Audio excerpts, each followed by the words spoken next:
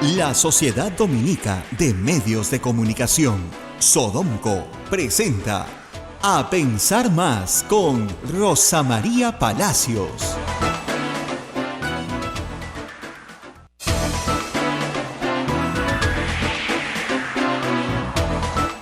Muy buenos días, señoras y señores, bienvenidos a Pensar Más con Rosa María Palacios a través de las emisoras de la Sociedad Dominica de Medios de Comunicación. En Lima nos escuchan por Radio Santa Rosa, en Chimbote, RSD Radio Santo Domingo, Arequipa, Radio San Martín, Cusco, Radio Veritas, Ucayali, Radio Cepagua, La Convención, Radio Quillabamba, Puerto Maldonado, Radio Madre de Dios. En Huánuco, Radio Huánuco, en Ayacucho, Radio La Voz de Ayacucho, en Puno, Radio Pública, Ancas, Radio Moro, Huancayo, Radio Cumbre, Satipo, Radio Milenio, Abancay, Radio Estación Solar, Yurimaguas, Radio Oriente, Chota, Radio Los Ángeles, Apumaque Estéreo. Metagua nos ponen podcast en todo el Perú y el mundo. Además puedes descargarnos de Play Store, ahí está el icono de Radio Santa Rosa, y también seguirnos por la página web www.radiosantarosa.com.pe. Rosa María, muy buenos y agitados días. Agitados días de fin de año, ¿no? Siempre el fin de año siempre nos quejamos del fin de año, porque el fin de año tiene en Lima muchas connotaciones, sobre todo ¿no es cierto?, en estos países del hemisferio sur, donde el año escolar, el año universitario termina justamente antes de la Navidad, a diferencia de los países del hemisferio norte, donde la vida continúa y el verano más bien para ellos viene en lo que nosotros conocemos como el invierno. Así que nuestro año termina, pero con él terminan muchas cosas. Termina el colegio, termina la universidad, los chicos pasan o no pasan de año, hay clausuras, ceremonias, celebraciones, pero hay también una serie de actividades relativas a la Navidad que son muy demandantes de tiempo. No solamente usted, señora que me escucha, que sale a hacer compras, sino todas las actividades, por ejemplo, que se hacen de manera pastoral para compartir en esta Navidad. Y acá hay mucho trabajo, y en los colegios religiosos también, y en fin, en las familias, en todas partes, en las parroquias, hay una gran actividad frenética, yo diría, desde que se inicia el Adviento, y eso es el domingo que ya viene encima de nosotros. Entonces, y en las familias también. Pero además coincide con un tercer elemento, que es el cambio de clima. Y ya estamos acá en un verano bastante abierto, una primavera que ya es calurosa, y eso implica revisar domésticamente, ¿no es cierto?, muchas cosas, porque hay que ver si, ¿no?, qué tienes, ¿no?, si te falta el zapato, si no sé qué, si las frazadas hay que lavarlas, en fin. En Lima, para cualquiera que haya vivido acá algún tiempo, nada que se guarde sucio va a durar para el próximo invierno, se pica todo. Entonces hay que lavar todo para el próximo invierno. Muchas tareas domésticas. La vida doméstica se complica en diciembre. Yo siempre digo, para el ama de casa, diciembre es el peor mes del año y enero es el mejor, ¿no? Porque en enero ya no hay colegios, la cosa se relaja mucho, hace más calorcito y es muchísimo mejor. Pero diciembre suele ser muy frenético, y además muchísimas familias tienen la visita de algún pariente, familiar, amigo que viene de fuera. Nosotros los peruanos tenemos muchísimas familias viviendo fuera del Perú, que eso también altera pues la rutina, ¿no es cierto?, de las cosas. Abel, por ejemplo, tenía el nacimiento más grande en Lima, creo, y ya sacó todo. ¿Cuánto te falta para terminar? Nada. Casi nada. Casi nada. Claro, porque tú lo tienes listo siempre para el primer domingo de Adviento. Para el primer domingo de Adviento. Claro, entonces hay muchas cosas que hacer. Y así como las familias, la iglesia, los colegios, en fin, la vida cotidiana del país tiene mucho que hacer en diciembre, pues el Poder Judicial aparentemente también, ¿no es cierto? Ayer estuvo aquí con nosotros el doctor Eloy Espinosa Saldaña, y parecía que no había mucha urgencia en la solución del caso Fujimori. Esa fue la impresión que me dio. Pero creo que cuando salió de acá y llegó al Tribunal Constitucional se encontró ya con los hechos consumados y con la resolución a la que se une el doctor Ramos, y que finalmente termina con la excarcelación de Keiko Fujimori. Ahora, esto obliga a hacer una lista de cosas que ustedes tienen que saber. Yo sé que las he repetido muchas veces, pero que es bueno que las sepan, porque si ustedes nunca me han escuchado, de repente les es útil. Lo primero que hay que saber es que el tribunal Constitucional no ha absuelto a Keiko Fujimori. No ha habido ningún juicio. Keiko Fujimori ni siquiera ha sido acusada. Su caso sigue en etapa de investigación preparatoria. Nada más. O sea, Keiko Fujimori tiene que enfrentar, y probablemente lo enfrente, un proceso judicial que todavía no se ha iniciado. Igual que muchos otros, hay que decirlo, ese es uno de los graves problemas del equipo especial, que no acusa. Esta política de meter a la gente a la cárcel y ya veré pues después qué día te acuso, ¿no?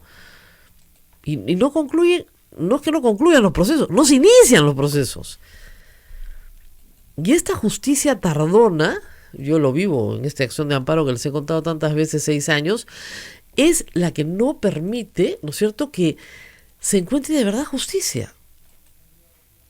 Eso no tiene ningún sentido, o sea, no tiene ningún sentido, ni para el caso de Keiko Fujimori, ni para ningún otro caso, que a ti te metan una temporada en la cárcel, para ver pues qué pasa, un tiempo. Ya, eso está prohibido. Para que a ti te metan a la cárcel tienen que suceder varias cosas. La primera es que, por ejemplo, haya delito flagrante o que, digamos, una vez que te detienen, quede claro que tu peligro procesal no va a permitir que se llegue a una sentencia porque tú, en delito flagrante, vas a hacer todo lo posible para que no se te pueda juzgar. La otra es que el delito no sea flagrante, sino que simplemente sea, como los casos que hemos visto, una investigación. Entonces, detención preliminar hasta por 10 días. ¿Para qué? Para que digas lo que tienes que decir. Y luego, ya en etapa de investigación preparatoria, pasas a la detención preventiva. Pero la detención preventiva tiene requisitos. Requisitos que ya fueron revisados por la Corte Suprema, por el Tribunal Constitucional. Hay un pleno jurisdiccional sobre prisión preventiva. La resolución del caso Humala en el TC marca un precedente también. Es decir, repasemos. Primero tiene que haber un indicio razonable de que has cometido el delito y que tal delito existe. Lo segundo es que ese delito tiene que tener por lo menos 4 años de pena.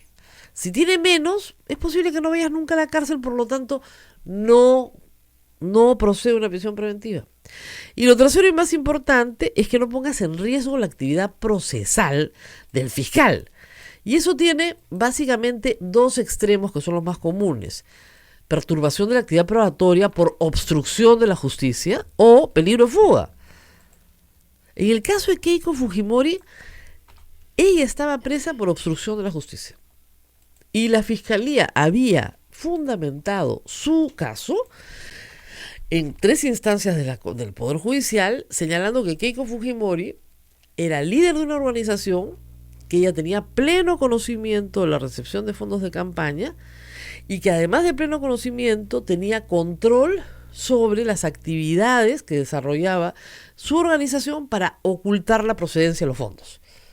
Y que ese control incluía amedrentamiento de testigos que se presentan en el proceso diciendo sí, nos han obligado a decir que hemos aportado cuando no lo hemos hecho, destrucción de pruebas. Un testigo señala haber visto cómo se destruía en la casa de la señora Ana Vega material contable de Fuerza Popular, o sea, destrucción de evidencia, y una serie de hechos, por ejemplo, el señor Jorge Yoshiyama diciendo que Keiko Fujimori tenía pleno conocimiento y control de lo que pasaba en la Corte Suprema con su caso, en la casación, etcétera, ¿no es cierto? La protección de Chávarri, la mototaxi, todo lo había por haber. O sea, una serie de actos de obstrucción de la justicia. Y por esa razón se consideraba que Keiko Fujimori en libertad era un peligro para la investigación, que iba a seguir realizando actos que entorpecieran la acción de la justicia. Por eso tenía que estar en prisión. ¿Cuánto tiempo?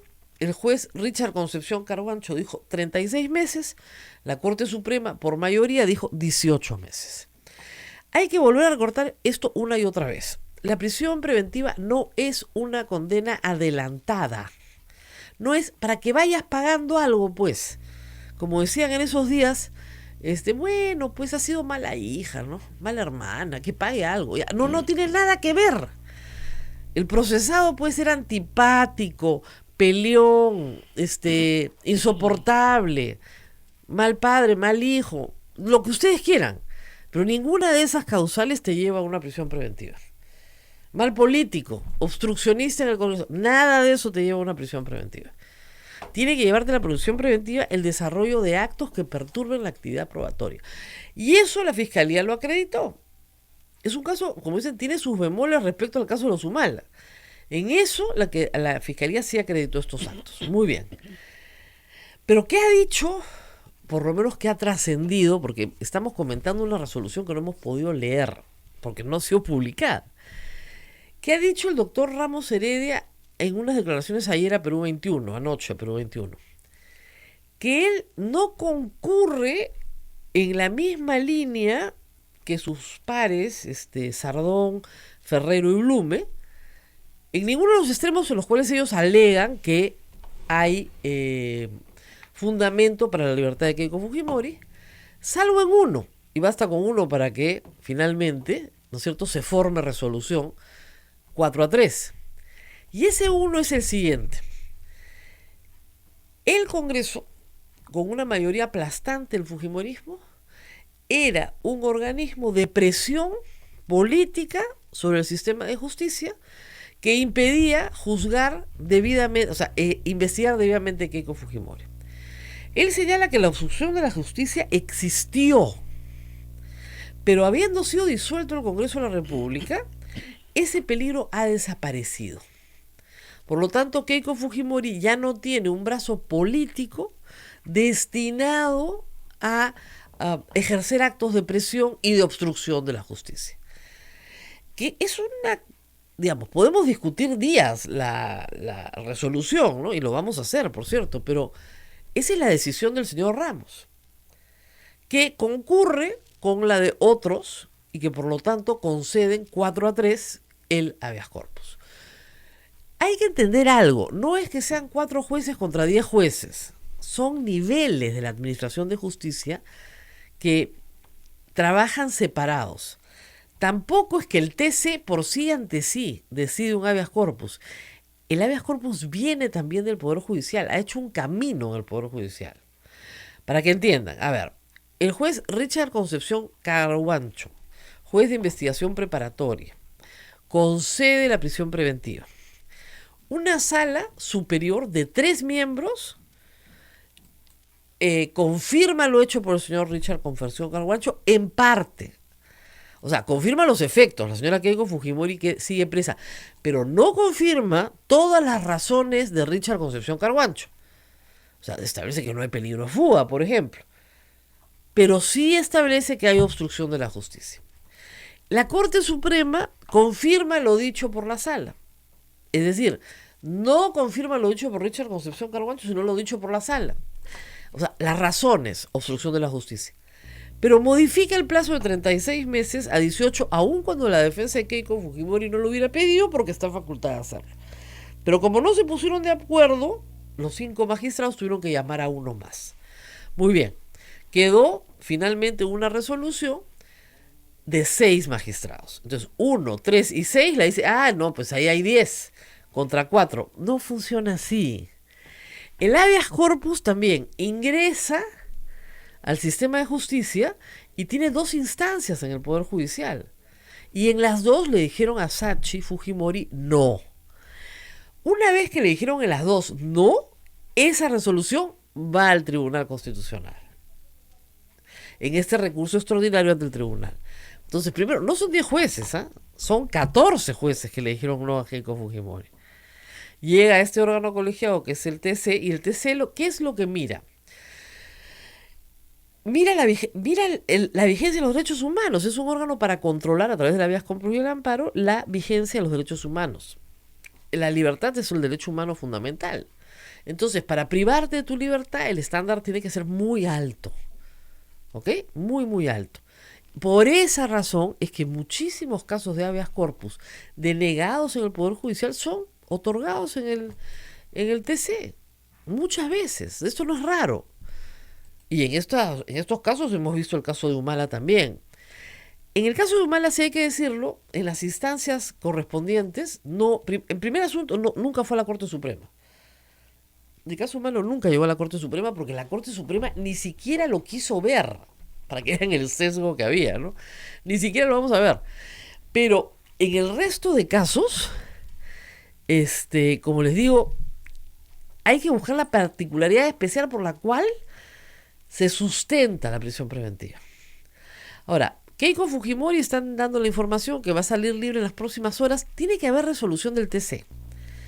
Y yo espero que durante toda la noche pues hayan trabajado, ¿no? Escuché que iba a ser todavía el 28. A mí me dijeron el viernes, ¿no? El 28, pero sí. bueno, pues de repente, digamos, miren, las personas que han sido liberadas de una obligación como estar presa, tienen que ser puestas en libertad lo antes posible. Ese es su derecho, ¿ah? Eso hay que tenerlo bien claro. O sea, si ya te dieron la razón, no tienes por qué pasarte 3, 4 días más en la cárcel porque alguien no quiere tipear una resolución, ¿no? Entonces, debería salir, en fin, cuando tenga que salir, pero lo antes posible. Y ahí vienen los problemas. Hay personas que me dicen, pero no tiene impedimento de salir del país. No, no tiene, nadie lo pidió porque está presa. ¿Para qué quieres un impedimento de salir del país si está presa? Tal vez hoy día tendría que pedirlo el fiscal y tendría que evaluarlo el juez y su defensa tendría que participar en esa diligencia. Segundo, hay quienes dicen que Keiko Fujimori va a salir a vengarse. Pero no recuerdan dos cosas. A ver, la primera es que Keiko Fujimori está todavía en un proceso. El proceso no ha terminado, reitero, ni siquiera ha empezado. Keiko Fujimori no ha sido acusada de ningún delito. Sigue en investigación. Yo creo que a estas alturas la investigación, en lo que se refiere al caso Lavallato, a la vinculación Odebrecht-políticos, que eso es lo que ve el equipo especial, está más que concluida. Tienen elementos de corroboración, tienen todo para ir a un juicio oral. ¿Qué están esperando? Porque además, fíjense ustedes lo que está pasando en el caso, por ejemplo, de los Humala. La Fiscalía presentó la acusación, pero como están en control de acusación, con Richard Concepción Carhuancho, creo que ya tienen 5 meses en control de acusación. Audiencia tras audiencia tras audiencia, porque la Fiscalía ha presentado cientos de elementos probatorios y la defensa está tratando de sacarlos del juicio. Entonces, mejor es preparar una cosa mucho más centrada. Y en la acusación fiscal no hay nada de nuevo que fundamente que recibir dinero de Odebrecht es lavado de activos. Porque, ¿cuál es la fundamentación de la Fiscalía? Recibir dinero de Credit Corp no es lavado de activos. ¿Por qué? Porque Credit Corp obtiene su dinero de una fuente ilícita, su negocio financiero, o los que tenga. En cambio, Odebrecht sí es lavado de activos porque Odebrecht obtiene su dinero de una fuente ilícita, que es obtener obra pública mediante coimas. Pero eso, en el 2011, Keiko Fujimori no lo podía saber ni presumir. Ese es todo el debate. Por lo tanto, no es lavado de activos, pues. Ahora, la conducta procesal de Keiko Fujimori, su partido, su organización política, su defensa, etcétera, han contribuido con tanto a la obstrucción de la justicia que la pueden terminar procesando por un tipo penal distinto que se llama obstrucción de la justicia, que no tiene una pena tan elevada, pero que da cuenta de la cantidad de actos realizados por Keiko Fujimori para tratar de impedir a como de lugar ser llevada a la justicia. Y esos actos arrancan con la casación en manos de Inostroza. Arranquen por ahí. Hecho acreditado por la declaración de Jorge Yoshiyama. Eso en cuanto a su defensa. Y en cuanto a su actividad política, también hay gente que dice va a salir a vengarse, no en la parte jurídica, porque eso lo va a dejar en sus abogados, sino en la parte política. Entonces va a asumir el liderazgo de su partido, de la campaña electoral, y va a tratar de, bueno, evidentemente sacar un grupo de congresistas que la apoyen en sus juicios, como si para eso uno fuera congresista, ¿no? Y eso es.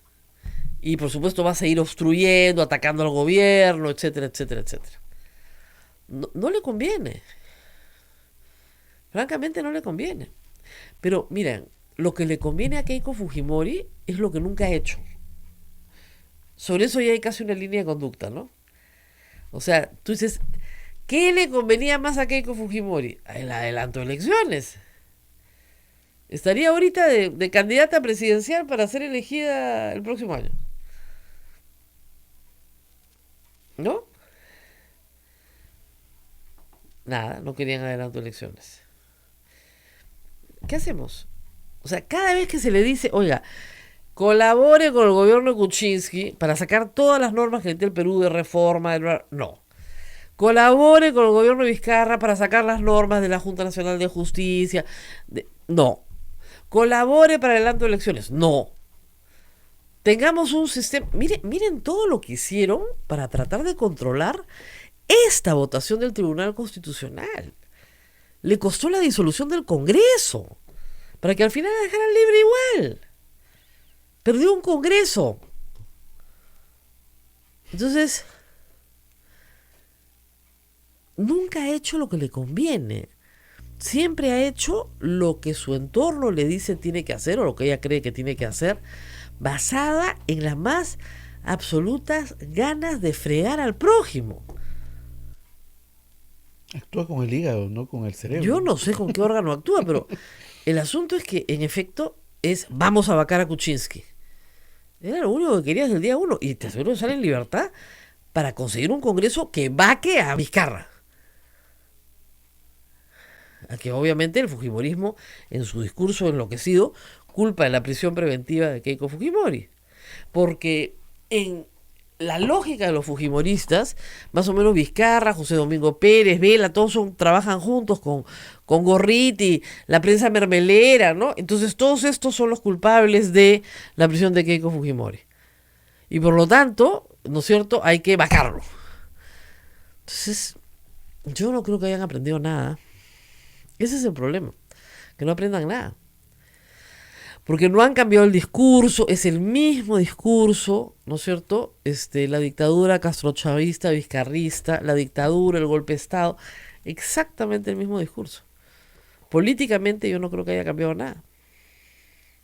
Pero en fin, vamos a tener un invitado hoy día, ¿no es cierto? Sí. Viene Percy Medina. Así es. Viene Percy Medina de Idea Internacional, justamente para hablar de cómo hacer que las elecciones sean más democráticas, ¿saben?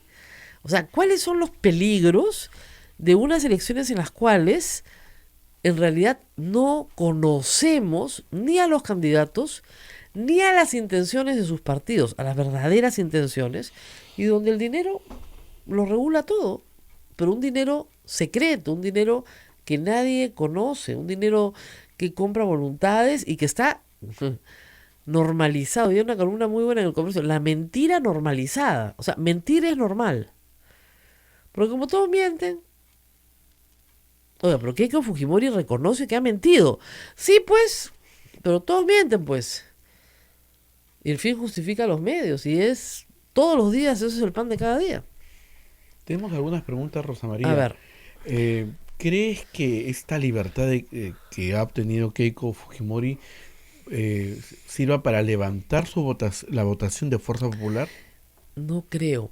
Por otro motivo, que no tiene nada que ver con su libertad. Yo creo que estas declaraciones de Dionisio Romero han sido fatales para Keiko Fujimori. Porque ella ha reconocido que ha mentido. Ha reconocido el pitufeo, ahora sí reconocen todo. Entonces, si ella miente en lo de Dionisio Romero, ¿por qué no haber mentido en lo de Odebrecht? ¿No? Si ella miente diciendo que jamás ha tenido conocimiento del dinero de campaña, y está clarísimo que sí lo ha tenido. Si miente diciendo que no ha habido ningún pitufeo, y su abogada y su marido salen diciendo, pero es la única forma de poner plata en campaña, dice su marido, todos tenían que putifear. Nos hemos inventado hasta un verbo, Dios mío. ¿No? Entonces, yo no creo que le ayude mucho, la verdad. ¿Puede considerarse como un triunfo la salida de Keiko Fujimori y el haber obtenido nuevamente su Bueno, libertad? siempre la libertad pues es un triunfo, ¿no? Para su defensa legal, sí, pero es un triunfo parcial, no agota en absoluto el proceso. Porque esto no significa, por ejemplo, si Keiko Fujimori desarrolla otros actos de obstrucción de la justicia, supongamos que se fuga, se trepa un avión mañana y se va, ¿ok?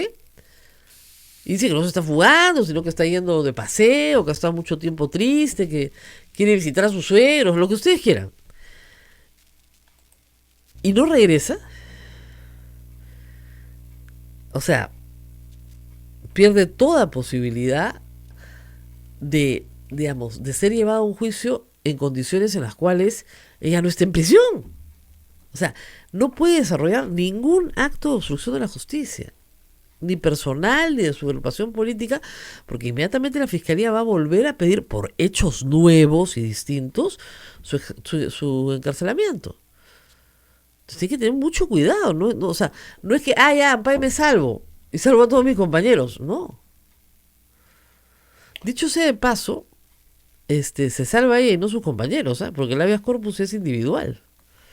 Es solo de Keiko Fujimori. Sus coprocesados que sí participaban en las apelaciones van a seguir hasta abril, por lo menos algunos de ellos detenidos, ¿no? Siguiendo este antecedente, entonces todas las personas que no tienen sentencia o condena, cualquier abogado podría alegar que su patrocinado se le está privando su libertad personal. Y cualquier abogado lo tiene que hacer. O sea, es parte de tu trabajo. Eso es lo que hace cualquier abogado penalista. O sea, una vez meten a tu cliente preso, lo primero que haces es apelar la prisión preventiva. O sea, se hace todos los días, no hay ninguna sorpresa en eso. Te pueden dar la razón, como pueden no darte la razón. De nuevo, hay que buscar los fundamentos. O sea, si tú no tienes ningún fundamento para ser excarcelado, te vas a quedar adentro. Ya, supongamos, un asesino reincidente en delito flagrante, que ha matado varias veces, que ya tiene varios ingresos al penal, varios cumplimientos de condenas, entradas y salidas, no lo vas a dejar en libertad. De ninguna manera. Obviamente su abogado va a tratar por todos los medios posibles de que lo dejen en libertad, pero no lo van a dejar en libertad. Con antecedentes de fuga, imagínense, o sea, no va a funcionar. ¿Qué más? ¿Se puede revertir la resolución del TC? No. O sea, que ahora leí un titular que dice, expertos señalan que no es apelable la resolución del TC. No es que expertos señalen, no es apelable, punto. Lean la Constitución, lean la ley. O sea, no se apela. El único recurso que tú tienes cuando te deniegan un derecho es irte a la Corte Interamericana de Derechos Humanos, pero solo cuando te dicen no. Cuando el TC te dice sí, ahí muere todo recurso. Se ha hablado mucho del cambio de la decisión del doctor Carlos Ramos. Hay muchas hipótesis. Bueno, lo que dice el doctor Carlos Ramos es que efectivamente él tenía una posición hasta que se disolvió el Congreso el pasado 30 de septiembre. Entonces, para octubre ha concluido, noviembre, estos días, que la amenaza central, que era la bancada, miren ustedes, qué daño le ha hecho a su bancada Keiko Fujimori. Lo que está diciendo el doctor Ramos, y vamos al fondo del asunto, es que Keiko Fujimori ha estado presa por culpa de su bancada. Y que gracias a que el gobierno vizcarrista, comunista, chavista disolvió el Congreso, Keiko Fujimori está libre. Esa es la paradoja. O sea, el daño que le ha hecho su bancada es tal que ahora está libre porque no tiene bancada. Yo no estaría muy contento si fuera ex miembro de la bancada de Fuerza Popular del Congreso disuelto, porque lo que me están diciendo es que por mi culpa Keiko Fujimori ha estado preso. Eso es lo que está diciendo el doctor Ramos, en buen castellano. ¿Qué más tenemos? ¿Más preguntas? Sí, bueno, lo que me están preguntando es el caso del fiscal Reinaldo Avia, ¿no? Sí. Quien ha mandado al archivo. Que no se ha entendido nada. A ver, el fiscal dice que a él no le toca investigar ese tipo penal. Y por eso lo mandó al archivo. No lo mandó al archivo, o sea, lo manda al archivo él y le pide a otro fiscal penal que investigue el caso. O sea, no es de su competencia. Lo que está diciendo el fiscal es, ojo, yo tengo que archivar porque esto no me compete a mí. Porque yo veo crimen organizado y esto es, por decirles, cohecho. ¿Ya? Entonces esto tiene que ir a la otra fiscalía. son cosas procesales que lamentablemente tienen que respetarse, porque si no se respetan, obviamente, los imputados dicen, perdón, me está juzgando un juez, un fiscal ad hoc que no corresponde, porque a mí me tiene que tocar el fiscal natural de la causa, como el juez natural de la causa. Entonces tiene que archivar y mandarlo a otra fiscalía. Eso es lo que he entendido yo de la resolución, pero bueno, otras personas podrán entender distinto. ¿La señora Keiko Fujimori puede volver a prisión? Si se porta mal, No, y si se toman en cuenta las consideraciones que ha hecho Jorge Yoshiyama. lo tiene que volver a pedir el fiscal. Y lo tiene que volver a autorizar un juez. O sea, empiezas de nuevo todo. Es largo, es complicado y tienen que haber actos en los cuales efectivamente se demuestra una obstrucción de la justicia hoy. No hace 2 años, hoy. ¿Ok? Entonces, eso es lo que tendría que probar el fiscal. ¿Se le podría poner restricciones ahora mismo a la señora Fujimori? Sí, Deberían. Deberían. Yo, si fuera fiscalía, estaría presentando hoy mismo un impedimento de salir del país. Por supuesto, eso sí me parece una medida razonable. Es más, la fiscalía podía pedir que se le imponga un arresto domiciliario. Pero tendría que probar que hay una obstrucción de la justicia también. ¿No? ¿Qué más? Bueno,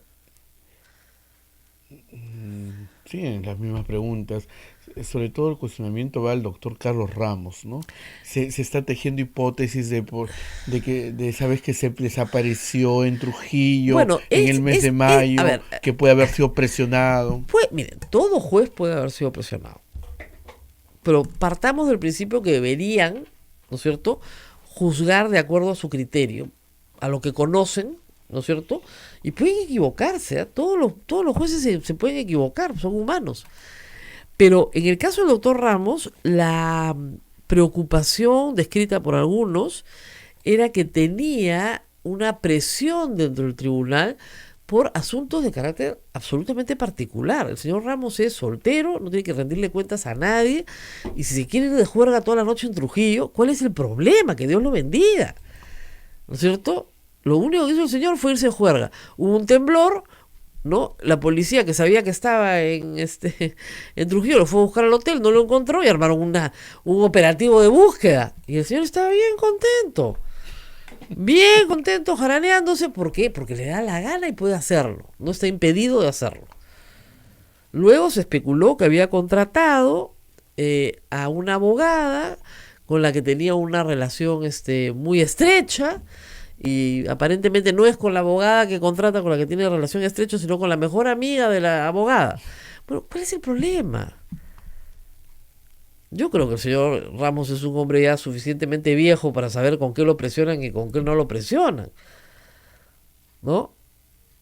No creo. Ahora, que los vocales, magistrados Sardón y Ferrero iban a firmar la excarcelación de Keiko si fuera una hoja en blanco, no me cabe la menor duda. Y esa también es una presión, ¿no? Y que el doctor Olumbe iba a firmar como sea la excarcelación de Keiko Fujimori también. O sea, nadie se sorprende de eso, y eso también debería sorprendernos, ¿no? Porque, o sea, y también que la doctora Ledesma iba a firmar no, de todas maneras.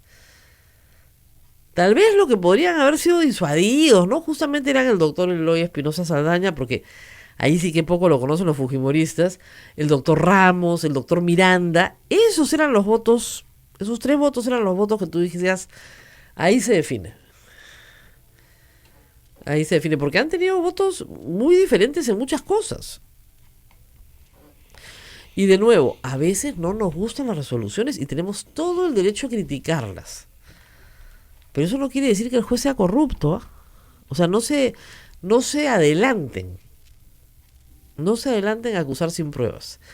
Y finalmente hay que leer la resolución, pero todavía el tribunal no la ha colgado, no la conocemos. Si Keiko Fujimori sale hoy, entonces tendremos la esperanza de conocer la resolución hoy. Pues no puede salir sin resolución. Entonces, si la publican hoy, sería lo ideal para poderla comentar ya con más detalle, ¿no? Como les digo, solo tenemos el trascendido de lo dicho por el señor Ramos, que parece ser el corazón del asunto, ¿no? Pero bueno, sería mejor conocerlo completo. Bien, vamos a la pausa. Rosa María, Vamos a la pausa. Y volvemos. Y volvemos. Sodomco, Sociedad Dominica de Medios de Comunicación. Continuamos con A Pensar Más a través de las emisoras de la Sociedad Dominica de Medios de Comunicación. Lima nos escucha por Radio Santa Rosa, Chimbote, Radio Santo Domingo, Arequipa, Radio San Martín, Cusco, Radio Veritas, Ucayali, Radio Cepagua, La Convención, Radio Quillabamba, Puerto Maldonado nos está escuchando por Radio Madre de Dios. En Huánuco, Radio Huánuco, en Ayacucho nos escuchan por Radio La Voz de Ayacucho, Puno, Radio Pública, Ancash, Radio Moro, Huancayo, Radio Cumbre, es la radio del Arzobispado, Satipo, Radio Milenio, Abancay, Radio Estación Solar, Yurimaguas, Radio Oriente, en Cajamarca, Radio Los Ángeles, Apumaqui, Estéreo, AM Tagua, nos ponen podcast en todo el Perú y el mundo, los aplicativos celulares y también la página web radiosantarosa.com.pe. Rosa María. Bueno, estamos con el doctor Percy Medina, él es el jefe, hay que decirlo bien, del Instituto Internacional para la Democracia, más conocido como IDEA Internacional, el jefe en el Perú. Gracias por estar con nosotros. Un gusto. Y bueno, ustedes efectivamente trabajan mucho en asistencia electoral, así que ya se viene la temporada, como la temporada navideña, entran ustedes también en campaña. Y muchas cosas se han aprendido, yo creo que en los últimos 3 años, sobre cómo mejorar nuestra ley de partidos políticos, que hay gente que no, se lo recuerda a todo el mundo, tenemos ley de partidos políticos recién desde el 2004, antes no había. Hay unos que ahora quieren pedir cuentas de la campaña del 90, Vargas Llosa, pero no había ninguna ley. Y no había ley porque los partidos no querían ley, ni muertos querían ley. Nadie quería ley. Entonces, el 2004 hay un gran triunfo con la ley, pero lamentablemente la ley, como hemos podido ver, tiene severas deficiencias. Entonces, conversemos un poco sobre lo que hemos aprendido, lo que está ya modificado, hay varias modificaciones, lo que falta modificar y lo que este Congreso entrante tendría que modificar justamente sobre campañas electorales, donde nos encontramos. Bueno, plata, hablemos del sucio dinero. Yo creo que esa es la principal lección, y la venimos diciendo hace 10 años, creo. Sí, claro. ¿No? Yo el también. tema de cómo entra. Todos nosotros. Venimos discutiendo esto desde que estabas en el programa de televisión, varias veces me has entrevistado sobre ese tema. No, y nos y hemos conversado. Hemos estado en el Consejo Directivo en Transparencias diciendo, esto tiene que modificarse. Yo decía, penalmente. Todo el mundo decía, qué radical, Rosa María. No, tiene que ser penal, tiene que ser penal. Nadie me hacía caso. La regulación de cómo entra el dinero a la política está absolutamente desfasada en relación con los retos que hoy tienen las democracias en el mundo. Y eso está cambiando en todo el mundo. Eso en América Latina se ha hecho reformas en prácticamente todos los países sobre este tema en los últimos 10 años. Muchos mencionan el sistema americano. La gente dice, en Estados Unidos todo el mundo pone su plata donde le da la gana y no pasa nada. ¿Eso es verdad? No. No. En Estados Unidos se critica mucho el que, por ejemplo, no haya limitaciones. Uh-huh. Hay transparencia hasta cierto punto, porque si, por ejemplo, viene un multimillonario y gasta de su plata, eso no tiene ningún control. En países como Canadá, por ejemplo, que tiene una regulación mucho más equilibrada, lo que se busca no solamente es que haya transparencia, que es algo muy importante, sino también que haya un cierto equilibrio. Porque si alguien viene y pone en una campaña $20 millones, está corriendo en condiciones muy distintas de aquel que puede pagar pues 0 o 100,000 o lo que fuera, claro, ¿no? Entonces la democracia también supone que los corredores tengan condiciones más o menos parecidas. No puede ser que uno tenga las últimas zapatillas, el traje aerodinámico, etcétera, y el otro corra pues con chancleta. La justificación, ¿no?, en Estados Unidos, donde la transparencia es obligatoria, el aviso tiene que decir, este aviso es pagado, eso sí, ¿no es cierto?, por fulano de tal que ama a Donald Trump. Perfecto, ¿ya? Pero, como tú dices, lo que no hay es límites. Pero eso se justificaba en lo siguiente: bueno, es que es más popular. Si la gente lo quiere y le pone plata, no puedes criticar al que nadie quiere y nadie le quiere poner plata. Bueno, maravilloso si es que la gente le pone plata. Exacto. Pero no es un modelo en el que la gente le pone plata, sino en el que las grandes corporaciones ponen mucho dinero, o en algunos casos multimillonarios, tienen incluso campañas personales, ¿no? Un multimillonario decide ser presidente y está dispuesto Bloomberg a meter... ahorita. Bloomberg está tratando de ser presidente. Entonces no es Su justo, fortuna. ¿no? No es justo que un político, porque tiene 100 millones o 200 millones de dólares que poner en una campaña, tenga condiciones diferentes de una persona que no tiene esos recursos. Ahora, hay que decir que en el Perú, las campañas más ricas en la historia del Perú no han ganado las elecciones. Eso es una Es cosa verdad, divertida. eso es verdad. ¿No? O sea, hay un castigo también público, el caso de Vargas Llosa, por ejemplo, contra que Alberto Fujimori. Alberto Fujimori tenía un tractor y Vargas Llosa tenía toda la plata del mundo y ganó Alberto Fujimori. Y la campaña de Humala. Sí, el dinero no te garantiza nada, Pero pero te ayuda ayuda. muchísimo, ¿no? Eso es, como dice, el dinero no te da la felicidad, pero te ayuda bastante, ¿no? Entonces, es el mismo principio. No Sí. vas a ser feliz, pero hay cosas que ya no vas a Vas a hacer sufrir en otras condiciones. en otras condiciones, exactamente. Entonces, claro, lo primero es transparencia, pero lo segundo es misma regla del juego para todos. Exacto. Todos competimos Exacto. igual.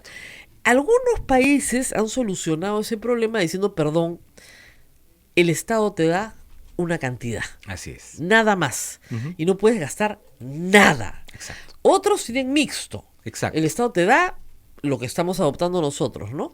Radio y televisión, tú pones lo demás. ¿Qué experiencias comparadas hay? Conversemos un poco sobre eso para que el público entienda. Bueno, lo que se busca es que el financiamiento público supla al privado y lo importante es que lo reduzca, ¿no? Porque Claro. no puede ser aditivo. Lo que ocurre en muchos lugares es que se pone financiamiento público, pero además hay financiamiento privado sin controles, entonces el financiamiento público se diluye, es aditivo, no es sustitutivo, entonces no tiene ningún sentido. Pero ahí donde hay financiamiento público efectivo, hay límites, hay controles, puede haber un caso mucho más equitativo, ¿no? Ahora hay países como Alemania, por ejemplo, que dan financiamiento público, pero tienen un sistema que se conoce como matching funds, o sea, fondos, digamos, que complementa, que supone, le dice a los partidos, a lo que tú consigas del público, de pequeños donantes, no de grandes corporaciones, Te de tengo pequeños ahorita. donantes, yo te doy un complemento equivalente. Entonces tú consigues 100 euros, Yo te pongo 100 euros. yo te pongo 100 euros, equivalentes a esos 100 euros. Claro, pero entonces, pero no, si me estás consiguiendo dinero de Sucio, no. sucio o de grandes corporaciones, no. Ahora, Pequeños ese- donantes ese es- registrados. Ese sistema puede ser interesante Muy para el Perú interesante. porque crea un incentivo al Eso. partido para decir, bueno, entonces ahora sí contamos todo. Efectivamente. Porque si me van a doblar la plata, Así es. ya yo consigo 1 millón de soles, me van a poner el Estado, me pone otro millón, yo te cuento, pero hasta de quién es.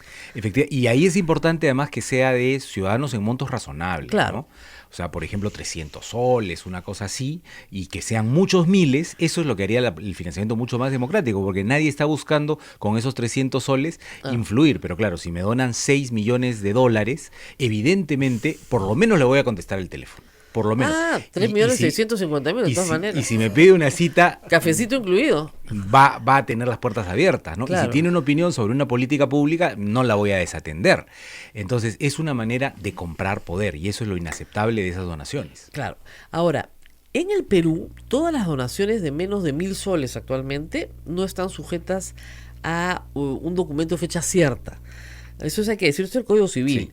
Y las donaciones en el sistema peruano hoy tienen que ser de persona natural, ya no se puede de persona jurídica, y tienen un tope, que es 60 UITs, me parece, 240.000 soles. 60 UITs para los candidatos, 120 UITs para la organización para política. la organización política. Pero ¿cuántas veces en una campaña? Al año. Por año, Una una vez por año, Una efectivamente. vez por año. ¿no? Entonces, 60 UIT son 240.000 soles, ¿no es cierto? Imagínese usted que adora pues al candidato. Entonces le pone los 240.000 soles, pero además le pide a su hermano, a su mamá y a su prima, que entonces entre los 4 le ponen 1 millón de soles. Más que suficiente, ¿no? Realmente más que suficiente. Más que suficiente, Más que ¿no? suficiente. Yo no veo qué necesidad hay de poner tanta plata. Salvo, hay que decirlo, que nadie pone, pues. Claro, eso es lo Ese que... es el problema, nadie pone. Eso es lo que dice, ¿no? Que las campañas se financian con menos de 50 aportantes Perdóname, en general. acabamos de descubrir que Keiko Fujimori se está financiando hasta ahora con 5. Bueno, O sea, 5 le pararon el íntegro de lo declarado. No estoy hablando con FIEPA, estoy hablando de Credicorp, Odebrecht, el señor, el difunto, Rasmus, el señor Rodríguez Banda, esos 4. No 5, me equivoqué, me puse generosa. Esos 4. Rodríguez. Por eso, pues, Gloria, Credicorp, Rasmus y Odebrecht. Esos 4 le ponen más de 6 millones de dólares. claro. 4. Entonces, ante esos 4 te arrodillas, pues, porque son los que te pusieron la campaña. Que eso es lo que ocurre en varios países del mundo, ¿no? Que Así además es. cuando uno rastrea, ese es un debate en todos lados, ¿no? Claro. Cuando uno rastrea los fondos que han recibido los políticos y luego las políticas públicas que han defendido en el gobierno, uno encuentra nexos evidentes, ¿no? Y hay muchos casos, esto se ha documentado en varios países, porque consciente o inconscientemente, incluso no estamos hablando de una compra, digamos, de voluntades, de mala fe, pero si un político es mínimamente agradecido, Claro. ¿no? va a considerar la opinión de su donante. No, mano, es lo más humano que hay. Claro. Ahora, las organizaciones religiosas también están prohibidas, ¿no es Sí. cierto? Específicamente desde el 2004.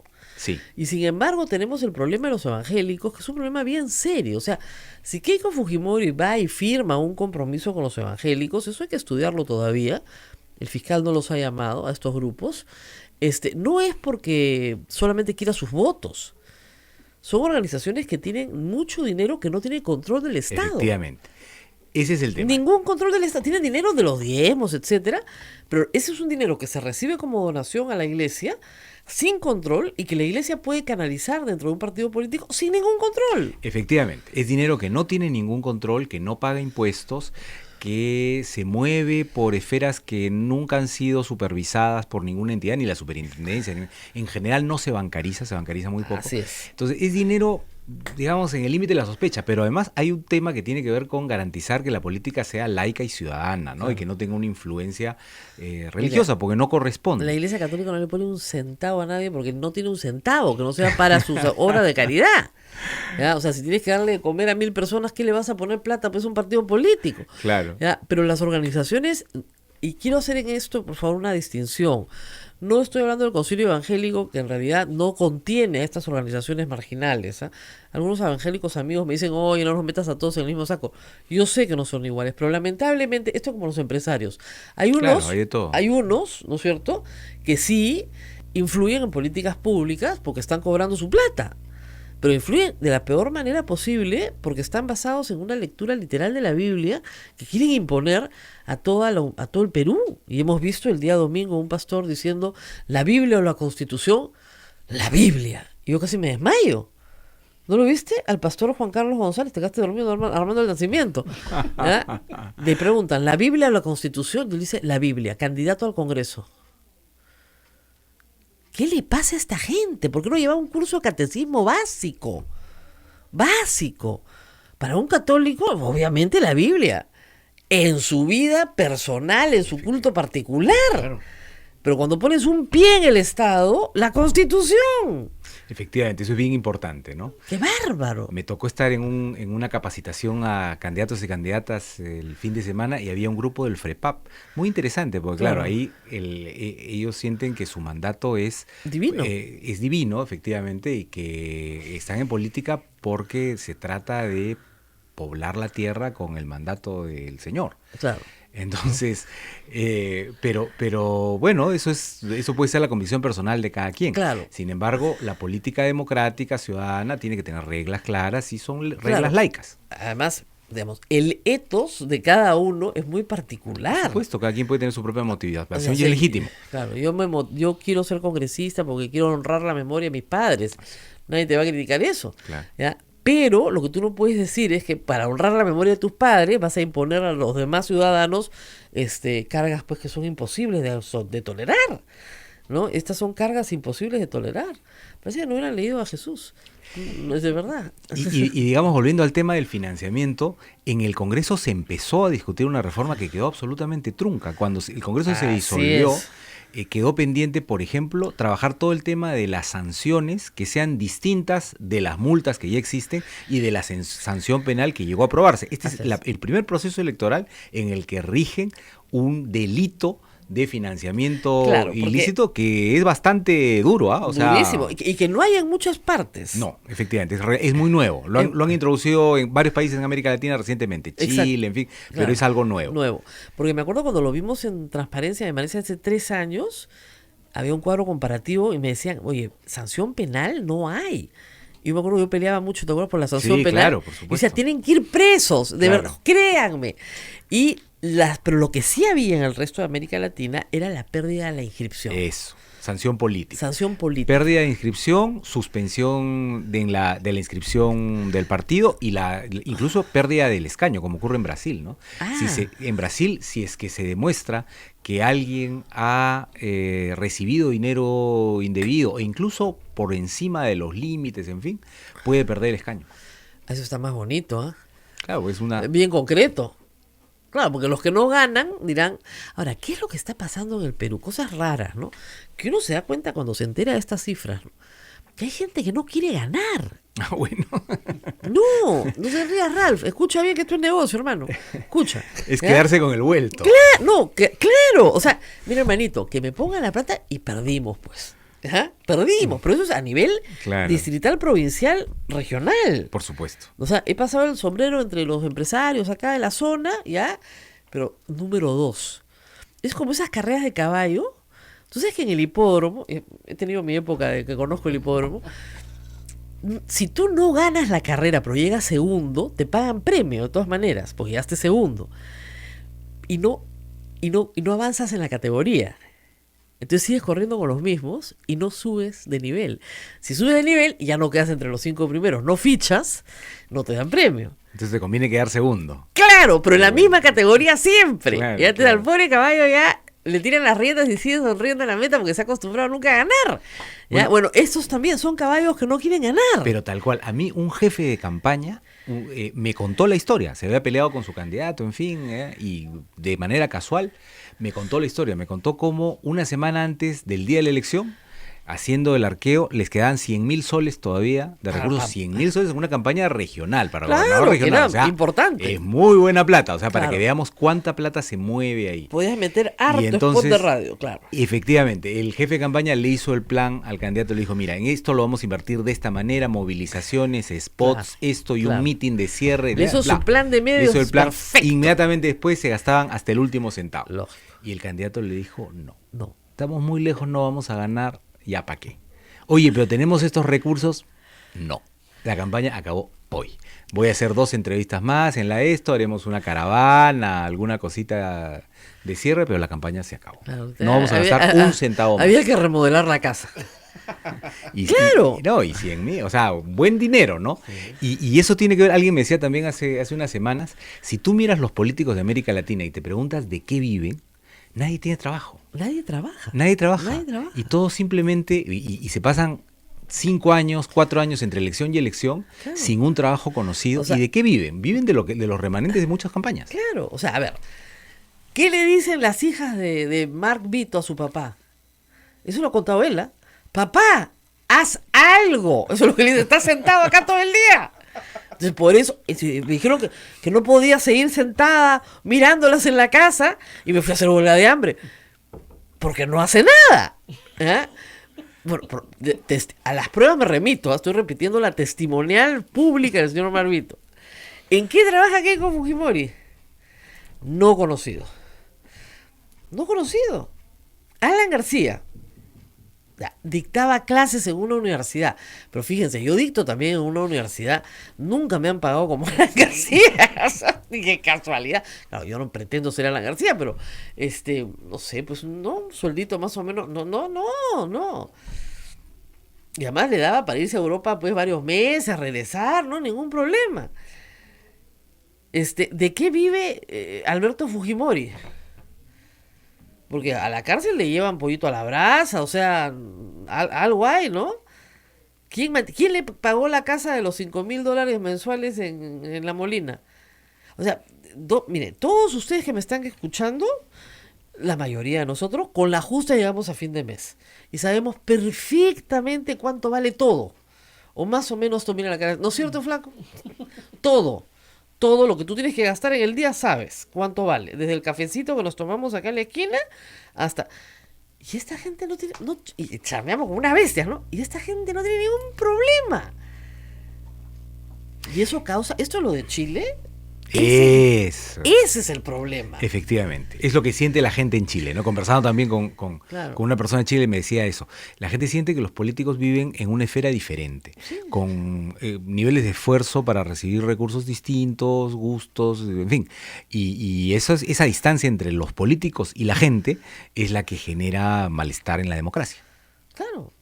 O sea, un señor congresista llega y no se tiene que atender en salud. Claro. No. Tu seguro privado, que te lo paga el Congreso. Les paga seguro privado. ¿Ah? Escucha, seguros privado. ¿Ya? Luego, de tu sueldazo, no tienes que trabajar todos los días. Y lo único que tienes que hacer es chuparte el dedito un poco y marcar así fuertito. Rojo, amarillo, verde. Y a veces tampoco tienes que pensar, porque te dicen rojo, amarillo, verde. Ya. Si es en la chamba, yo también, facilísimo, ¿no es cierto? Ningún problema. Entonces la gente se molesta, pero con toda razón. Y es una molestia que se ve en varias partes porque la política está cambiando y los políticos no están cambiando. Ese es el tema. Y las formas no están cambiando. Así es. O sea, no puede ser que Keiko Fujimori salga y le diga a todo el Perú, o sea, yo me alegro que diga la verdad, ¿no? He guardado lealmente este secreto por 8 años. ¿Ah? O sea, ¿con quién está tu lealtad? ¿Con el señor que te da la plata? ¿O con el sistema de derecho? ¿O con el Estado de Derecho? ¿Tú quieres ser presidente del Perú? ¿El señor que te da la plata o la Constitución? Y tu lealtad está con el señor que te da la plata. Ella lo ha dicho. Esta revelación de los montos recibidos de Rodríguez, de Es el fin del Romero, mundo. en fin, es terrible políticamente para ella y para ellos también. Los empresarios, digamos, después de esto tienen que Pero hacer algo frente al tema, ¿no? Estamos de acuerdo en que tienen que, pero no van a hacer nada hasta estas alturas. Mañana empieza el CADE, mañana miércoles, jueves y viernes. Yo no he escuchado de la CONFIEP ni siquiera un pedido de sí, tendríamos que revisar nuestros protocolos, tal vez nos equivocamos, no hemos visto bien, ¿no? Por ejemplo, en Chile sí ves un cambio de actitud, pero un cambio de actitud absoluta del gobierno y del Congreso. Es que les estalló la cosa en la cara también. Sí, ¿no? se bajaron el sueldo a la mitad. Sí, fue... O sea, lo que mucha gente decía, lo que no se podía, lo que era el fin de todo, se pudo en una semana. Lo mismo ocurre con la Constitución, ¿no? Claro. Esto no se puede No porque se legalmente puede, es no se- imposible y los mira, canales. De ya. pronto un acuerdo político hizo Ya estamos posible. con Constitución nueva. Entonces, sí se puede, pues todo es posible si hay voluntad. Pero esa voluntad tiene que estar conectada con la gente. Eso. Ahora, vamos a regresar para seguir hablando de estas normas que tiene que aprobar el Congreso entrante y para que ustedes las tengan en cuenta a la hora de votar. ¿Ya? Porque estos señores no quieren regularse, no les gusta. O sea, imagínense ustedes que las reglas del juego las hicieran en un partido de fútbol los jugadores. Antes de empezar el partido. Ustedes dirán, ¿qué partido es ese? Entonces se sientan los dos equipos, ¿no? 11-11, y uno le dice al arquero al otro, oye, ¿gol con la mano vale? Vale, gol con la mano. Ya, perfecto, no hay problema. Ya, ¿sabes qué? Lo del VAR lo sacamos, ¿ya? Ponle un trapo encima y que nadie lo mire. El árbitro, mira, uno tuyo, uno mío, ¿ya? Y entre los dos que elijan al tercero. Ya, hermano, listo. Entonces, los jugadores ponen las reglas entre ellos. Ya, eso es lo que tenemos en el Congreso. Gran ejemplo. Eso es exactamente lo que hace el Congreso. Entonces, ya, tú pitufeas, yo pitufeo, todos somos felices. ¿Cuál es el problema? No es delito. No es delito. Vamos a la pausa y volvemos. Sodomco, Sociedad Dominica de Medios de Comunicación. Continuamos con A Pensar Más a través de las emisoras de la Sociedad Dominica de Medios de Comunicación. Rosa María está conversando con el doctor Percy Medina de IDEA Internacional. Bueno, seguimos hablando de esto. A ver, la Comisión de Alto Nivel para la Reforma Política presentó un paquete de 12 normas, el gobierno hizo suyas 6, pero habían otras, ¿ok? Que tenían regulación importante sobre financiamiento de partidos políticos que va más allá del tipo penal. O sea, una cosa es el tipo penal y otra cosa es modificar la ley de partidos políticos. ¿Qué venía en ese paquete y qué debería aprobar el Congreso que entra en ese paquete de financiamiento? Básicamente, 3 cosas importantes. En primer lugar, facultades a la OMPE para un mejor control, ¿no? Darle expresamente la posibilidad a la OMPE de pedir información, de evaluarla, etc. En segundo lugar, sanciones intermedias entre la multa y lo penal. Sanciones como, por ejemplo, la suspensión del registro partidario, la imposibilidad de inscribir candidaturas, etc. Eso también es muy importante. Y otro elemento importante es incentivos y mecanismos para que se cumplan las multas, por ejemplo, la capacidad de cobrar coactivamente, Perdón, que en pero este te momento dice, no la tiene. No, además no solamente el partido dice, pues si nosotros no tenemos patrimonio, ¿qué Pero, vas a cobrar? pero digamos, la gran diferencia entre el pasado, digamos, y ahora es que los partidos están recibiendo financiamiento público directo. Claro. Entonces se podría cobrar del financiamiento público directo, pero eso requiere una facultad específica. Lógico, pero el financiamiento público directo que se está entregando, en realidad se entrega única y exclusivamente para la vida del partido, no Sí, para campañas. Es verdad, es verdad. ¿Ya? Es Entonces, verdad también que la Comisión de Alto Nivel estaba proponiendo que hubiera una cosa mixta ahí con el financiamiento, o sea, que Claro. el financiamiento público directo pudiera también servir para algunos aspectos de la campaña, porque el Perú es uno de los pocos países que no tiene financiamiento público directo para campaña. No, para nada. Nosotros tenemos financiamiento público para no campaña, digamos, para tiempo regular. Exactamente, pero la gente, digamos, el público que ya detesta a los políticos, Claro, tiene claro. que aceptar, y es bien, es un sapo bien grande de tragar, que tienes que pagarle sus campañas para que te convenzan a ti mismo de votar Claro. por ellos. Claro. Sin vergüenza, ¿no? Pero ahí la pregunta con la es- plata de todos los peruanos. Ahí la pregunta es, ¿con quién es mejor que financie las campañas? ¿La plata de todos los peruanos o que la financie Credicor. Odebrecht, Odebrecht. Credicor o Gloria? Claro, yo O creo peor aún, los etecos, no, sí, claro, los taladores ilegales. Los- Nadie está viendo las campañas en regiones. Claro, Pero los ¿cómo se temerarios está- del crimen. ¿Cómo se los financian? intocables ediles. ¿Alguien está viendo las campañas de Madre de Dios, de Ucayali? Claro. ¿Qué está pasando ahí? ¿Quiénes financian? Bueno, hay mucha investigación todavía no documentada, digamos, pero la impresión es que efectivamente el narcotráfico controla campañas regionales. Y la minería ilegal. Y la minería, o sea, el tala crimen ilegal, organizado. El crimen en general. El ¿no? crimen organizado. Todas las actividades criminales extractivas.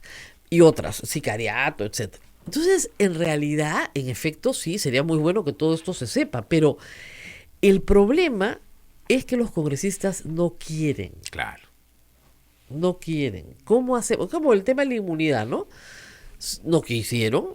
Y ahora todos los que se presentan, pasan por esta mesa, dicen, sí, lo primero que vamos a hacer es derogar la inmunidad parlamentaria. Ay, qué bacán. ¿Quién te ha puesto que no?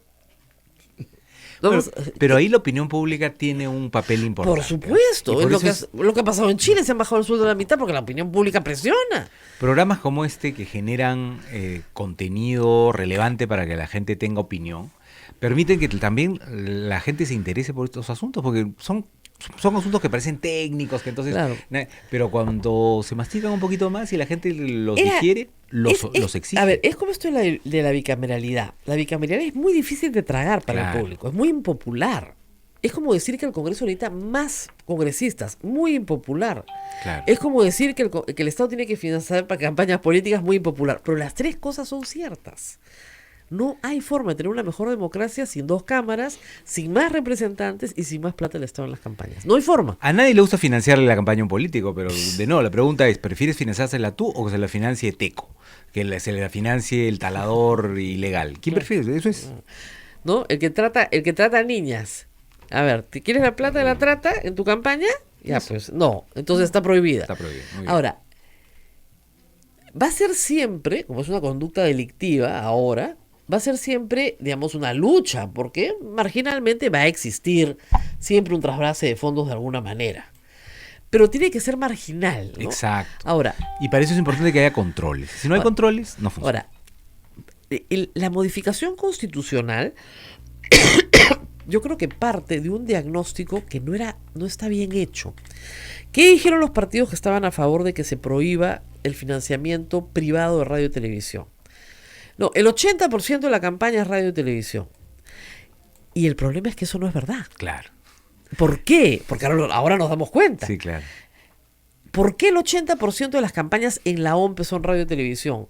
Porque radio y televisión es un producto público. Se ve. Entonces la OMPE llevaba la cuenta. ¿Cuántos spots? Señor, usted no está declarando. Y porque se le obligaba a la empresa, que es un poquito más formal, la telecomunicaciones, que entregara, ¿no es cierto?, la facturación. El único monitoreo que la OMPE hacía de manera efectiva y universal era el monitoreo de publicidad en En radio y medios. televisión. Claro. Que es el único que podía hacer. Porque Prensa controlar... escrita también hace un poco. Sí, pero efectivamente. Nada más. Pero nada más, porque los paneles publicitarios muy difícil, las encuestas que contrata una campaña imposible, los asesores imposible, los viajes, mítines, el las transporte. movilizaciones, total, un mitin grande por último podría hacerlo, pero las caravanas, las cosas en los barrios, los volanteos, imposible. Entonces, si lo único que se puede controlar y sobre lo que la OMP tiene certeza es la propaganda en radio y televisión, bueno, es lo único que declaro, pues, ¿no? Claro. Entonces, y aún así no declaraban todo, No, porque no. todos los partidos, no todos, pero muchos partidos han tenido que corregir. Porque en declararon un monto. en el caso de Fuerza Popular y en el caso del nacionalismo, los dos tuvieron que corregir. Porque el Porque hombre decía, dijo, señor, no alcanza, lo que usted está declarando no alcanza ni para pagar lo de radio y televisión. Claro. Entonces, perdón, disculpe señor, acá un milloncito más. Me olvidé. Entonces, claro, declaraban, no les miento, 18 millones de soles, 17 para radio y televisión, 1 millón para el resto. Ahora, esto que dice Rosa María es bien interesante porque se ha hecho esta reforma, siguiendo también reformas que se han hecho en México, en Ecuador, en Argentina, en fin, en muchos países hoy día ya está prohibida la contratación de radio y televisión. Pero eso responde a un problema también del pasado, donde el gran disparador de los gastos era la radio y la televisión, y ese no es el presente, ni va a ser el futuro de las elecciones. Hoy día la preocupación está en qué pasa y cuál es el gasto en redes sociales y en mensajería como Twitter. Claro. En las elecciones últimas de Brasil, ese ha sido el problema.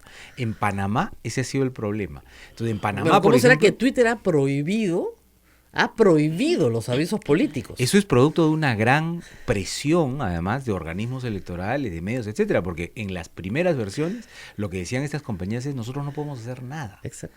Y no, y se insistió y se dijo. Y conozco el caso de Panamá porque desde IDEA hemos asesorado al organismo electoral en Panamá para hacer un seguimiento del tema de mensajería y todo el tema de fake news, Así es. etcétera. Y lo que hicieron, que fue un trabajo bastante serio, fue encontrar cómo había una diseminación de medias verdades, además microfocalizadas, porque Exacto. ese es el asunto. Tú identificas a qué público quiero llegar. Quiero llegar a amas de casa que están entre tal edad y que tienen determinados Hay problemas. un documental Entonces, de ahí, Netflix que se llama listo. El Gran Hacker, me parece. Ex- ¿Se llama The Hacker? No me acuerdo el nombre, Pero hay un documental sobre las elecciones en los Estados Es. Unidos, Cambridge Analytica, Facebook y todo lo que se hizo.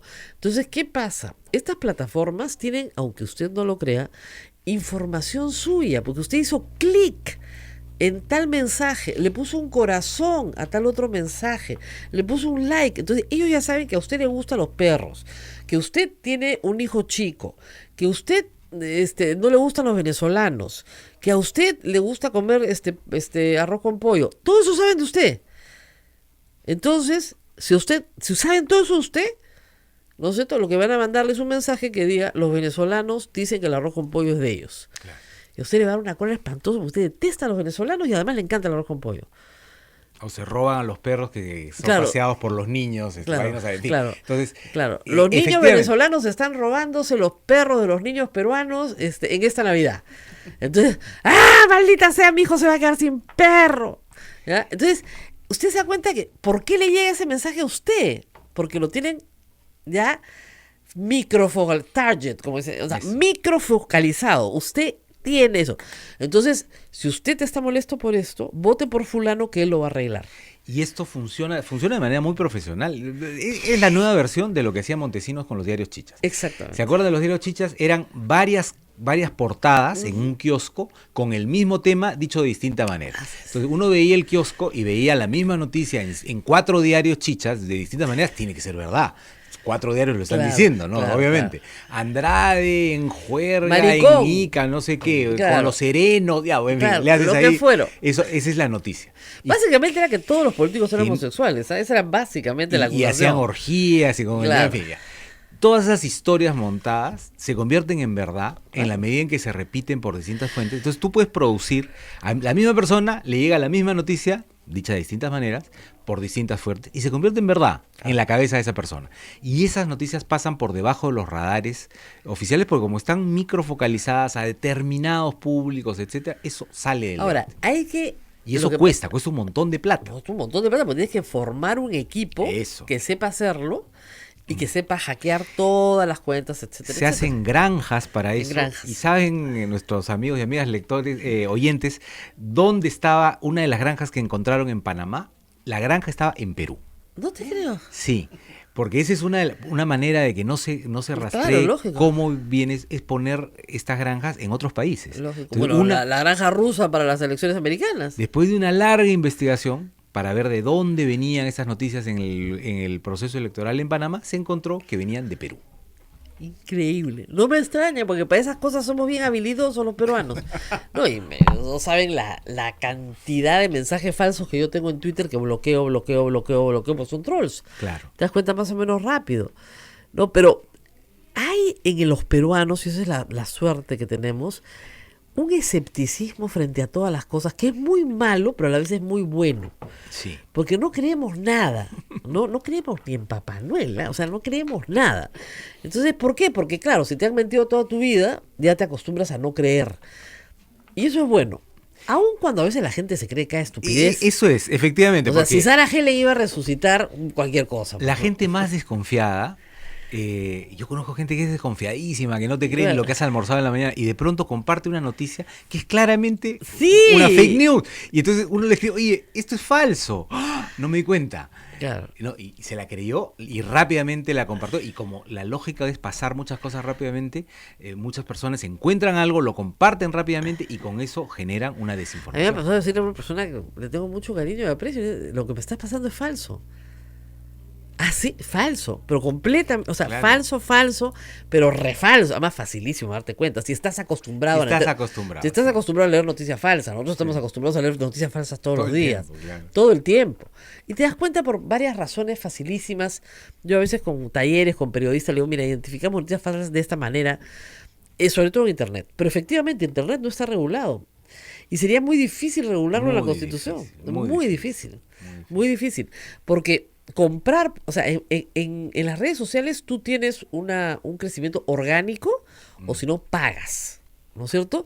Y mucha gente paga. Claro que sí. ¿Ya? Y ese es el negocio pues de Facebook. ¿Ya? Así es. Y en Twitter tienes contenido patrocinado, o sea, contenido auspiciado, que sí se va a poder poner. Y mucha gente no lee ya las noticias en los periódicos Ninguno. formales o siquiera en las páginas web, sino lee noticias a través de redes. Entonces solamente consume lo que su círculo produce, Así es. comparte, repite. Entonces eso también genera como islas, ¿no?, de pensamiento en las que la gente no evalúa y compara, sino simplemente lee lo que Mira lo que les ha sus pasado amigos le han pasado. Mira lo que le ha pasado a la Confiep. Claro. Estaban convencidos de que Ollanta era Chávez y que Keiko Fujimori lo iba a ganar en noviembre del 2010. Y no leían ni las encuestas. Keiko iba cuarta y Keiko iba tercera y Ollanta iba cuarto. Pero no leían, pues como entre ellos se miran el ombligo nomás, no tenían idea de lo que estaba pasando en el Perú. ¿No? Te miras el ombligo y el ombligo del otro, ya, hasta ahí nomás Claro. llegas. Ya, listo. Pero bueno, esperemos entonces pues que este Congreso que entre cambie las cosas, ¿no? Ahora, estamos ahorita en otro tema. Exijamos. Necesitamos. Ahora, ahorita estamos en un momento del proceso muy complicado porque al haber sido por lo menos las listas en Lima y en todo el Perú también, declaradas inválidas o improcedentes, ni siquiera podemos tener invitados, ¿no? A ver, porque no sabemos ni quiénes van a postular. Ya ha pasado cosas como que ha salido Julio Guzmán a decir que todos los que tienen denuncia por violencia familiar en sus listas los van a obligar a renunciar. Yo no sé si puedas obligar a una persona a renunciar que ya está inscrita. Hay un antecedente, ¿no? Se trató de sacar de la lista a la enfermera de Fujimori, ¿recuerdan? Y el jurado la repuso. Exactamente. Porque ya Maritza había- García, exactamente el mismo Porque caso. ya habían sido elegidos y... Claro. Salvo que ellos consigan que la persona renuncie, pero eso depende de que la persona Bueno, que efectivamente estaba en renuncie. ningún problema porque el Partido Morado iba a ser el Partido del Ojo Morado, pues entonces es un poco complicado, ¿no? Entonces se dio cuenta Guzmán que el chiste era buenísimo y dijo, me fregué, ¿ya? Entonces ha decidido chiste sacar... bueno. Es buenísimo, el Partido del Ojo Morado. Entonces tiene que sacar a todos los que pegan. Tiene como seis pegalones tiene el hombre a nivel nacional, porque no son de Lima, son de nivel nacional. Por eso yo le digo a nuestros amigos de toda la red, tienen que mirar bien, Eso. porque eso que ustedes producen localmente nos lo mandan a Lima. Ya, por favor, y hay que soportarlos año y medio. No, por lo menos no 5 años, gracias a Dios, pero miren bien, hay que mirar muy bien. Porque esa información ha salido casi de la misma información presentada por los candidatos, y un poquito más. ¿Ya? Pero hay que buscar bien, hasta las entrañas a la persona que se está presentando. Bueno, nos tenemos que despedir, Abel. Sí, algunas preguntitas ahí para el doctor A ver. Molina. ¿Usted cree que deberíamos tener la bicameralidad, pero bajándole los sueldos a los congresistas? Pero el tema no son los sueldos. Yo sí creo que habría que ir a una bicameralidad, y coincido mucho con lo que ha dicho Rosa María, en el sentido de que hay labores que se pueden hacer mejor con un complemento, con un equilibrio entre dos cámaras, ¿no? Pero el tema no son los sueldos, el tema es también racionalizar cómo funciona el Congreso. El costo mayor del Congreso no son los sueldos de los congresistas, sino son otras cosas. La cantidad de empleados que hay en el Congreso y que son una superposición de capas de distintas administraciones que han ido poniendo a sus allegados. Una racionalización, una profesionalización, el que se apliquen las normas de servir, en fin, eso creo que ayudaría muchísimo a tener un Congreso efectivo con menos gente y con el mismo presupuesto. Hay modelos internacionales donde el sistema congresal funcione eficientemente. En general los congresos tienden a no ser muy queridos y últimamente con más razón por varias razones del cambio de la política. Pero nosotros estamos en un punto, la verdad es que bastante malo, ¿no? Yo creo que sí podríamos tener mejores niveles de relación entre la gente y el Congreso podría abrirse más a la ciudadanía, recoger mejor sus demandas, dar cuenta de las cosas que hace, utilizar mejor los mecanismos que existen como las audiencias públicas, en fin, que se usan muy mal, ¿no? Creo que sí se podría tener un mucho mejor Congreso que el que tenemos, haciendo las cosas bien y teniendo gente comprometida. Pero claro, si tenemos personas comprometidas con sus propios intereses, no tenemos bancadas porque al mismo tiempo no tenemos partidos, es muy difícil, ¿no?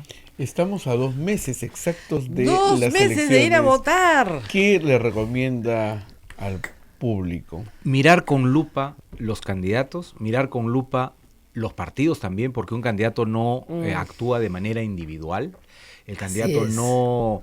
a veces nos centramos mucho en las personas, vamos a votar por una persona en una lista, pero no nos damos cuenta que el que está a su costado es un impresentable. No. Nosotros hay que recordar eso, y me lo han preguntado mucho últimamente. Uno, cuando marca un símbolo, marca por una lista. Ese voto es el que determina cuántos asientos va a tener esa lista. El voto preferencial lo que determina es el orden en el que se adjudican esos asientos. Claro. ¿No? Pero ya le diste el asiento al otro, pues. Y o sea, ten cuidado, porque le estás dando el asiento a la sinvergüenza. Y si uno cree que porque vota por uno en realidad no está influyendo en nada en la posibilidad de elección de otro en la misma lista, está equivocado, porque cuando uno marca por la lista y determina cuántos asientos tiene esa lista, que puede significar que termina arrastrando a otro o a otros de la misma lista. O sea, yo he escrito varias veces ya sobre esto, sí, por supuesto. he hecho programas y todo. Miren bien la lista completa. Bueno, por andar diciendo eso, la pobre Susel tuvo que renunciar. Pero tenía toda la razón, porque además ni siquiera a ella, invitada, ni siquiera le habían dicho con quién iba. Eso está pésimo. Tú no puedes ir a una lista donde no te dicen con quién vas. Y un congresista o una congresista ni siquiera puede presentar un proyecto de ley solo. Así es. Tiene que hacerlo en el marco de una bancada. El llanero solitario está prohibido.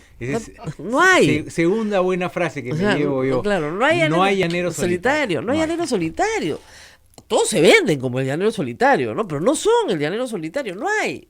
En democracia, en un congreso, no es posible. Entonces, buena gente en un buen equipo. Claro, pero tiene que tener un buen equipo. Y bueno, si no hay buen equipo, búscate otro. Búscate otro. Busca que encontrarás. O sea, el mal menor. O sea, ya, ¿cuál es el que menos ojos morados tiene? ¡Qué horror, Dios mío! A ese plan. Hay que buscar, pues, hay que buscar con paciencia. Eso implica un trabajo, pues, más difícil. Hay que buscar con más paciencia de lo que lo estamos teniendo. Busque bien. Ahora, hay que tener en consideración, y este es un pedido ya personal, que las mujeres, pues, no somos muy favorecidas. ¿Ya? Porque los partidos, algunos han decidido sí llevarlas, otros no. Pero hay una forma en la que usted puede hacer que más mujeres entren al Congreso. Usted tiene 2 votos preferenciales. Marque hombre y mujer. Y el 50% del Congreso será mujer. Si todos marcamos hombre y mujer, todos marcamos hombre y mujer, 50% del Congreso va a ser mujer, 50% del Congreso será hombre. Pero si usted le da los 2 votos a los hombres, vamos muertas, pues, amigas.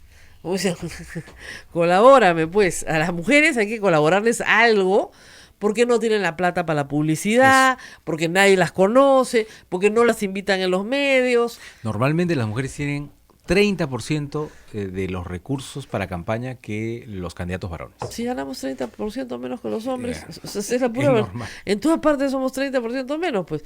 Entonces, si las mujeres que me escuchan no lo habían pensado, piénsenlo así. Si ustedes al momento presidencial ya eligieron la lista que quieren, tienen un candidato, marquen un candidato y una candidata. Si pueden 2 candidatas, mejor, ¿no? Pero, digamos, marquen un candidato y una candidata. No le den el voto a los 2 hombres de la lista. Si no tienen otro, porque hay mujeres en todas las listas, hay que buscarlas. Bueno, muchísimas gracias a Percy Gracias Medina. a ti, Rosa María. Se ha reído mucho con mis Gracias, ejemplos. Isabel. ¿Ya? Y gracias a todos los que participan a través de sus preguntas. Nos vamos. No se olviden que nosotros no tenemos el patrocinio de Credicorp. Necesitamos plata y nos pueden colaborar a través de PayPal. Pero, por favor, ya me di cuenta que menos de 1.000 soles, menos del 25% de una OIT. ¿Para qué? Bien contentos, 1.000 soles, pero menos de 1.000 soles, porque si no tenemos que dar un documento. 990, porque tenemos que dar un documento de fecha cierta para la donación. Ahora, si usted quiere donar un poquito más, no hay problema, se comunica acá con los padres y hacemos todos los trámites correspondientes. No hay ningún problema. Recuerden que trabajamos dentro de un convento y no tenemos plata, no hay. Entonces necesitamos que nos compren las rifas también. Delivery de 20 rifas para arriba al 959-679662, 959-681908. Ya viene, ahorita es el 18 de diciembre, ¿no? 15 de diciembre. 15 de diciembre. No falta nada. Yo me lo llevo este año, no mentira. Para el mejor, para el mejor. Muy bien, nos vemos. Hasta mañana. Hasta mañana.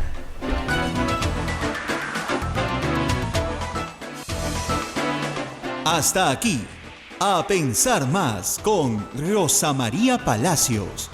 Este programa fue producido por la Sociedad Dominica de Medios de Comunicación, Sodomco.